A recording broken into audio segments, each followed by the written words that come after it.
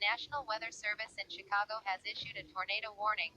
A severe thunderstorm was spotted outside of the city of Elgin around 4 p.m.